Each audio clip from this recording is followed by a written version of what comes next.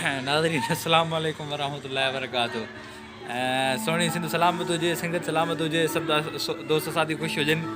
अदा दोस्तो अॼु हे जेको वीडियो आहे थोरो कुझु डिफरेंट टाइप जो ई आहे। संगत सोचींदी हूंदी त हे जेको आहे साइड में केरु आहे, छा आहे, छा मसइलो आहे। हिकु अजब जी ॻाल्हि इहा आहे त संगत खे मां ॻाल्हि कंदो हलां त मां हिकु छोकिरी ताड़ी आहे, उनखे हिते मां वठी आयो आहियां।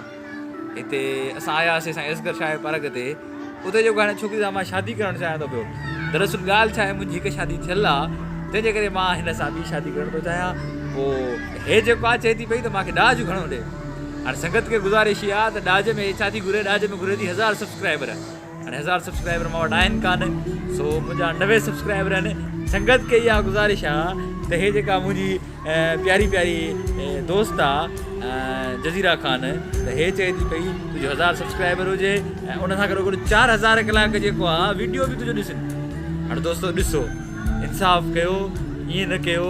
मां हिनखे घणनि ॾींहंनि खां पोइ जेको आहे कयो आहे, वरी भॼी वेंदी। सो संगत तव्हांखे गुज़ारिश कयां थो पियो, गुज़ारिश कयां थो, महिरबानी कयो। हे ॾिसो, हे बांह ॿधे थी पई, ॾिसो ॾिसो ॾिसो, हथनि ते मेहंदी वेंदी अञा कान आई त ॾिसो हे बांह ॿधे थी पई। मुंहिंजी प्यारी प्यारी दोस्त आहे, कीअं वठी आयो आहियां। वरी हे ॾिसो, हे पार्क जा नज़ारा, हे सभु कुझु वग़ैरह वग़ैरह। हाणे तव्हांखे मुंहुं ॾेखारे त तव्हां शकी थी वेंदो, आहे ॾाढी सुहिणी, ठीकु आहे, ॻाल्हि कंहिंसां न कजो, मथां खे ख़बर पए।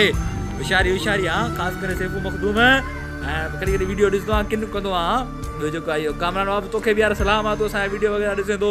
संगत बि सॼी किरट का लाड़काणे वारा, हेॾो होॾो वारा। दोस्तो हिमत कयो, हिमत कयो।